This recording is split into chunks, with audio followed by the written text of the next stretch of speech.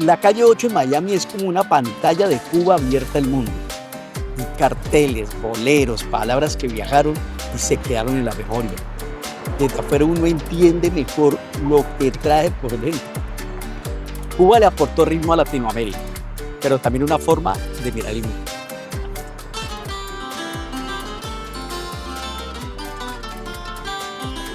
Estoy en la calle 8, en Miami, donde se sienten los olores y los sabores de los barrios de Cuba.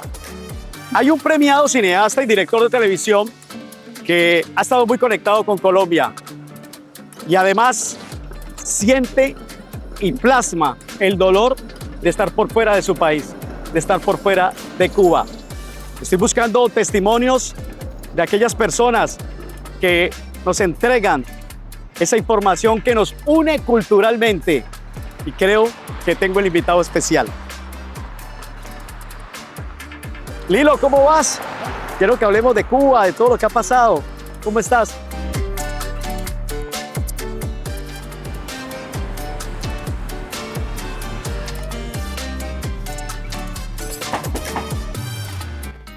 Lilo, un placer. Muchas gracias por recibirme. Hombre, vengo a que me despeje de dudas, Lilo. Oiga, uno cuando escucha salsa por allá, muchas canciones tienen Camagüey. ¿Qué es Camagüey? Camagüey es una de esas provincias originales de Cuba, ¿no? Sí. Se decía que eran 6 en su momento: Oriente, Camagüey, Las Villas, Matanza, La Habana y Pinar del Río. Ahora la han picoteado toda porque así tienen más control sobre la gente. Pero Camagüey es la tierra donde yo nací. Nací en un municipio que se llama Nuevitas, en la costa norte de Camagüey, con el mar a 100 metros. Es un lugar muy... Hace 28 años no voy a Cuba. Hace 28 años no vas. O sea, ¿te traje? Sí, la nostalgia de Cuba siempre está en mi corazón. A veces por la noche cierro los ojos y recorro Cuba entera. Mi esposo fue con mi hijo para que él conociera Cuba. Mi hijo nació en Colombia, mi hijo es colombiano.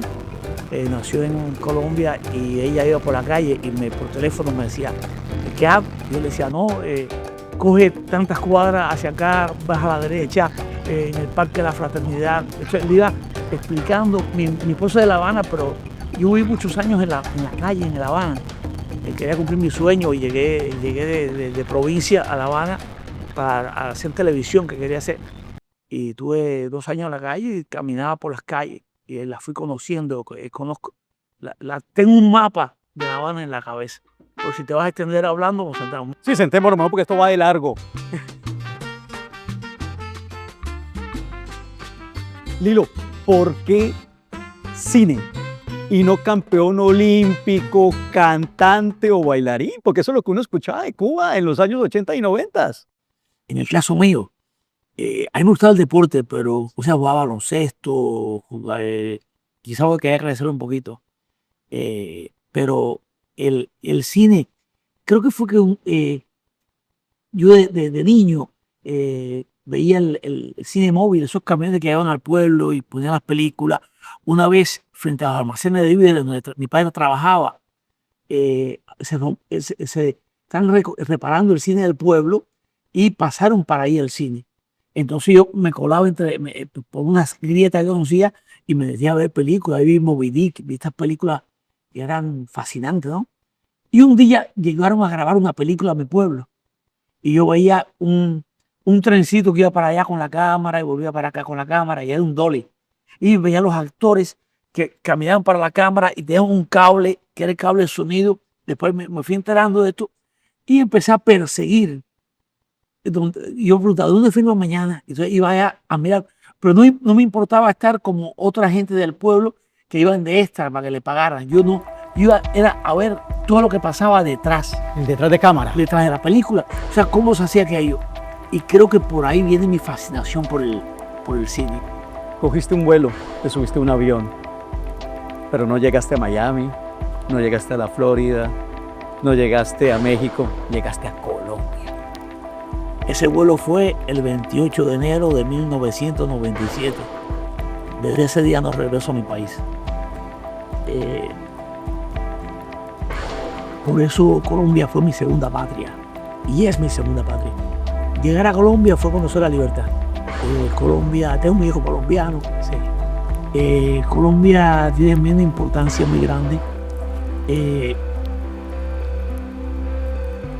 Realicé sueños, conocí personas maravillosas, tengo grandes amigos colombianos, tengo una historia de vida en Colombia, 17 años de mi vida en Colombia. Publiqué en Colombia mi primer libro, fui reconocido de manera internacional. Las series que yo dirigí se vieron en América Latina, se vieron en el mundo entero. Pero Cuba sigue habitando en mí. Cuba es el lugar donde nací, la tierra a la que quiero volver cuando sea libre.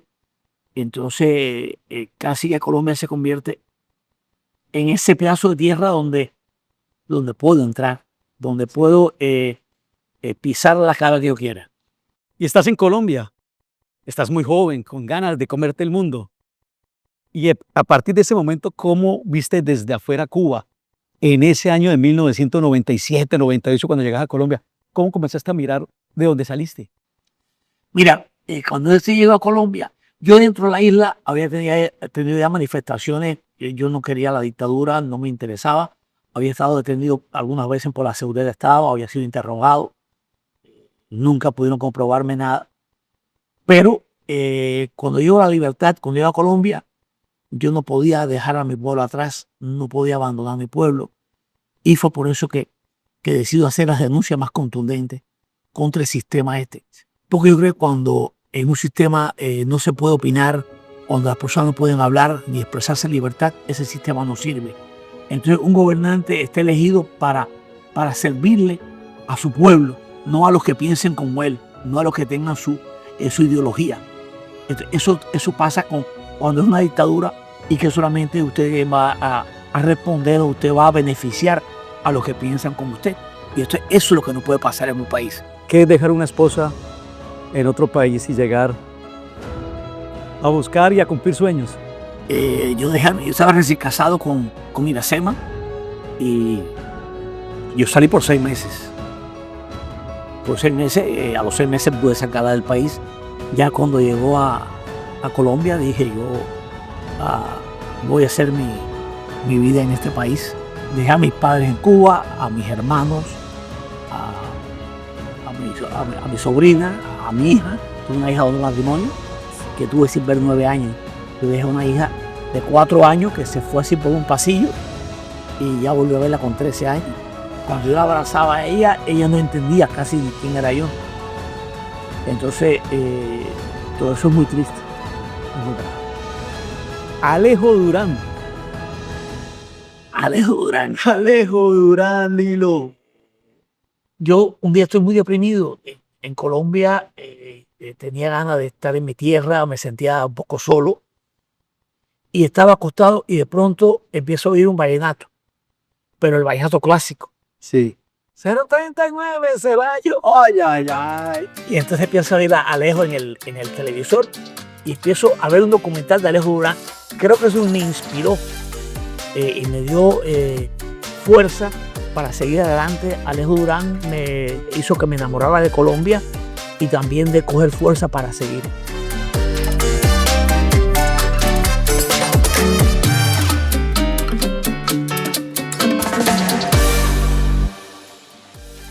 Lilo, comienza esa etapa de triunfos en Colombia, en Latinoamérica, pero no tienes a tu familia para mostrársela a tu papá, a tus otros familiares. ¿Qué se siente? Triunfar fuera y que tu país no te reconozca. Ganar importantes premios como 7 premios India Catalina, 7 TV novelas, un premio en España, 2 Emmy, un Emmy internacional entre ellos, y que los cubanos no sepan que hay un director que hace estas cosas o que hay un cubano. Hay un disidente famoso, José Daniel Ferrer, que ahora salió hace poco en libertad, que es mi amigo, y me decía, yo estaba en Cuba y cuando vi que un director cubano estaba detrás del capo, él porque revisaba los créditos, decía, este es Lilo Vilaplana. Y entonces, cuando un cubano te reconoce y sabe la obra que has hecho, para uno lo llena de orgullo porque es tu tierra, pero es muy duro crecer sin país. Hay una serie ícono que de cierta forma estaba partiendo también la historia de las series en Colombia. Usted ya sabe de cuál estoy hablando. El Capo. El Capo. El Capo era un reto para mí. El Capo, imagínate, yo un director cubano que los duques me dan la responsabilidad de ser el Capo. Y de hecho he dirigido las 4 temporadas y la versión de México. Pero donde me quedara mal eso, que decía la gente, uy, pusieron un cubano a dirigir. Exactamente. El Capo fue una serie que a nivel internacional se vendió en muchísimos países, cambió la manera de hacer televisión en Colombia, ayudó mucho a esto. El Capo para mí fue un gran proyecto y además un proyecto no solamente, el Capo deja una enseñanza. Es un personaje que por no tener oportunidades en la vida se mete en el negocio del narcotráfico, pero reflexiona y después intenta destruir el negocio por el cual fue exitoso él a nivel económico. Pero ese éxito destruyó la familia, destruyó todo. Sí. Entonces, deja una enseñanza. No es una serie, una narcoserie por narcoserie. Había un concepto detrás de la serie, que eso es lo que me gusta a mí, siempre dejar un mensaje, como con mis películas, como con mis cortometrajes. Siempre dejar un mensaje. Ahora hace poco hice una serie en Colombia que se hizo muy rápido sobre el autismo. Y para mí lo importante es eso, esa condición, hablar de esos temas me parece importante porque lo social, lo político me apasiona. Miami. Miami es estar más cerca de Cuba, es la Cuba que no tengo, la Cuba que no puedo pisar por culpa de una dictadura. Y al estar aquí, la cultura cubana se ha afianzado tanto en Miami que uno siente que está en su casa y te encuentras con amigos. ¿Te acuerdas de fulano? Y te encuentras con esos amigos. Y cuando los vuelvo a ver han pasado 20 años, 25 años y es como que nunca se fueron de tu lado. Lilo, ¿te acuerdas la otra vez cuando estábamos tomando ese café? Delicioso, que me mostraste una foto. No. Café tomo yo, usted toma en tinto. ¿Cómo así? No. Mira, yo no puedo con la coladita. ¿Cómo no puedo? Si yo no me tomo un café, yo no arranco el día. ¿Pero por qué la diferencia? ¿Por qué Porque el café es más fuerte, el café cubano es fuerte y el tinto es mucho más parece el café americano. Es más clarito, más suave. El café de Colombia tiene fama de ser de los mejores del mundo. Fama no, que es uno de los mejores del mundo, Lilo. Pero venga. O sea, pero ¿sabe que el primer modelo de café de Colombia era un cubano? ¿Era un cubano? Juan Valdés. El primer Juan Valdés fue un cubano quien lo hizo. ¿Ah, sí, el hombre? Claro, era un actor cubano. Vea, pues. Primer modelo del café colombiano, Juan Valdés, era un cubano. Un cubano, tenemos cualquier cantidad de similitudes con los cubanos. Lilo, de acuerdo a lo que hemos conversado, en Latinoamérica nos influenciamos todos somos como un mismo pueblo. ¿O cómo es? Sí, mira, estábamos hablando de esto. Los artistas mexicanos para triunfar iban a La Habana, iban a Cuba. Y los artistas cubanos iban a México. Y así a Colombia, ¿cuántos cubanos llegaron a Colombia y se han quedado allá? Como es el caso, por ejemplo, de Jorge Cao, un actor muy querido allá. Odelia Fiallo a Venezuela. O quien hizo la bandera cubana fue un venezolano, Narciso López. Creo que estamos entrelazados, ¿no? Es una gran cultura y hay que dejar el chauvinismo esta parte, ¿no? De que, no, yo soy de tal país o de tal lugar, sí, que rico sentir el orgullo, pero somos latinoamericanos, estamos creciendo. A mí me encanta hacer series donde mezclemos cubanos, colombianos, mexicanos, nicaragüenses, peruanos, venezolanos. Creo que eso es lo más lindo, puertorriqueños, porque si vamos tomando cada uno lo mejor de cada cultura, si vamos creciendo como pueblo, pues eso...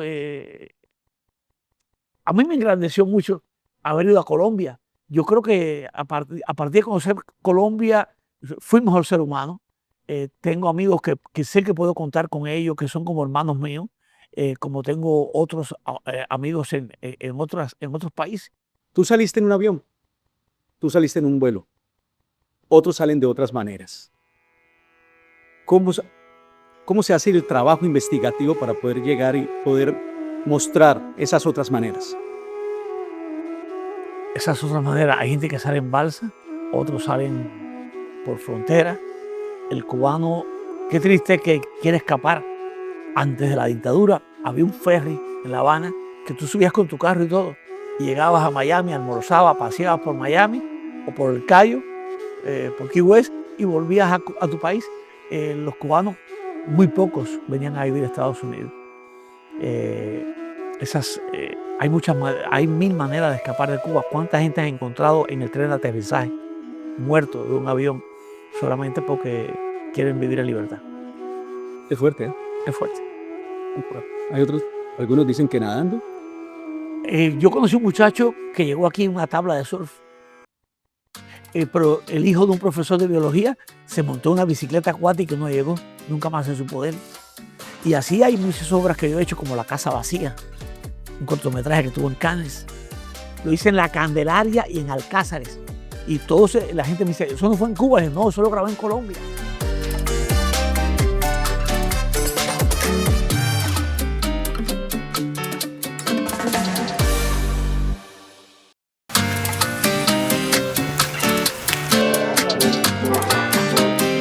Nosotros somos el equipo de Galaxy Collective Studios. Yo soy la coordinadora de producción, Génesis Socorro.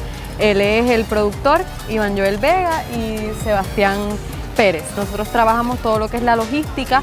Hace un mes que Iracema se comunicó con nosotros y nos pidieron filmar dentro del Castillo San Cristóbal en el Viejo San Juan. Va a parecer mucho como a La Cabaña, aunque siempre lo hemos dicho, no es una cárcel específica de Cuba, sino es una cárcel en la cual están reunidas todas las bajezas y lo terrible que hacía el castrismo. El arte como resistencia y como incidencia, ¿qué opinas? Mira, yo creo que el artista que no esté comprometido con su tiempo, no sé qué está haciendo. Porque uno como artista debe ir alertando, debe ir criticando, debe ir trabajando por el mejoramiento humano. Uno como artista debe rescatar la historia. Muchas veces los gobiernos se empeñan en borrar la historia, en acomodar hechos históricos. Y si uno no ataja a tiempo esto o no cuenta las cosas como pasaron, con argumento, con seriedad, pues llega el momento que los pueblos se quedan sin historia. Y es una responsabilidad de los historiadores y del arte de hacer pensar a las personas. Y yo creo que hemos logrado hacer algo de esto. Lo hicimos con plantados, con plantadas. En Cuba los dirigentes del castrismo niegan en Cuba hay presos políticos, cuando sabemos que hay 1000 y pico de presos políticos. Niegan que existieron presos y presas políticas que fueron maltratados, como el caso de Plantado y Plantada. Niegan los campos de concentración de la UMAP. Estamos preparando una película sobre esos campos de concentración, donde llevaron religiosos, homosexuales. Todo el que estaba en desacuerdo con la dictadura castrista lo llevaron a campos de concentración, a trabajo forzado, y le decía, el trabajo los hará hombres. Y eso no está recogido en ninguna parte de la historia de Cuba. Solo algunos libros que han publicado. Por eso es una responsabilidad que yo siento como artista, que tengo que hacer un arte de resistencia, un arte que quede para las nuevas generaciones y para hacer justicia histórica. Lilo, tuviste la oportunidad que no tienen muchos. Triunfaste en Colombia, triunfaste en México, triunfaste en los Estados Unidos. ¿Cómo te gustaría que fuera hoy Cuba? ¿Cómo te la imaginarías Cuba? Cuba, un país normal, que es un país donde todos podamos vivir en libertad, donde se respeten los derechos humanos, un país donde no te digan cómo pensar, un país donde podamos entrar y salir con libertad, donde podamos hacer arte en libertad y donde cada cual pueda prosperar sin temor a que un día llegue los dirigentes de un determinado partido, en este caso el comunista, y te saque de un negocio, te cierre un negocio o te encarceles solamente por decir viva Cuba libre. Y desde afuera, ¿cómo se cumplen los sueños? Trabajando se cumplen los sueños, creyendo. Yo llegué a Colombia con $5, 3 mudas de ropa y 4 libros. Y con eso eché para adelante y con eso formé una familia. Y así he tenido varios exilios Luego llegué a Miami y es otro exilio. Es empezar de nuevo. Ya vengo con una base económica de Colombia, pero también hay que lograr nuevas relaciones, nuevas maneras de hacer, volver a reinventarse. Yo tuve una carrera en Colombia, tuve una academia propia, monté una academia, tuve un trabajo largo con Fox Telecolombia, trabajé en México con Estudios Teleméxico, trabajé también en Guadalajara, trabajé con Telemundo, hice una serie, todo lo demás lo he hecho de manera independiente con mi compañía Vilaplana Films y con el canal América TV, que hacíamos coproducciones y todo el tiempo reinventándome, pero en libertad. Uno puede reinventarse, uno puede soñar, pero mientras exista libertad, los sueños se van a cumplir. O sea, ese niño que en su pueblo vio que llegó un cine y quiso estar detrás de cámaras, ha cumplido sus sueños. Yo siento que he cumplido mi sueño y falta mucho por cumplir y Dios me dé salud para cumplir esto. Además tienes un hijo colombiano. Un hijo colombiano, exactamente. Lilo, ¿se hizo más fácil hacer cine y televisión? Estoy hablando de las nuevas generaciones. ¿O sigue siendo complejo? ¿Qué mensaje le enviarías a los que sueñan como tú de lograrlo? Mira, no dejar de hacer.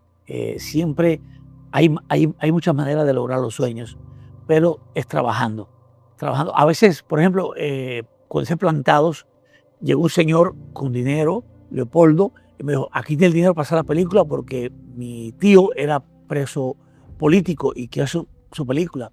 Pero llegó un señor humilde de la calle, Reynold Rodríguez, y me dijo, vamos a hacer la película de Las Presas. Y le dije, ¿con qué presupuesto contamos? Y me dijo, yo cuento con el exilio cubano, vamos a salir a buscar el dinero. Y se fue recaudando fondos. O sea, esto te lo digo porque hay muchas maneras de lograr los sueños. Okay. O te viene un buen presupuesto, o te llega un soñador y te lleva a hacer los sueños, o tú mismo dices, quiero lograrlo. Pero lo importante es no dejar de soñar, no dejar de trabajar y hacer las cosas correctamente. Y ahora, con la cantidad de posibilidades que hay, para las redes, ahora está todo Las más plataformas. está todo más al alcance. Antes tú dependías de un canal de televisión o dependías de una plataforma. Ahora tú puedes crearte tu propia plataforma. Tú quieres ver mis películas, vas a Patreon y encuentras mis películas. Así es sencillo. Cada cual puede armarse su plataforma. Es ser constante y lograrlo. Lilo, me has dejado conectadísimo. ¿Nos vamos a escuchar una, Alejo? ¿Qué? Vamos. Vamos, gracias. Desde afuera entendemos que no somos tan distintos. Nos unen los sueños, los colores y la forma de sentir. Al final, todos hablamos el mismo idioma, el del alma latina. Desde afuera, el cine se convierte en espejo. Nos muestra lo que somos y lo que seguimos siendo, aunque estemos lejos. También entendí que contar historias nos regresa. Nos vemos en el siguiente capítulo. Yo sigo desde afuera.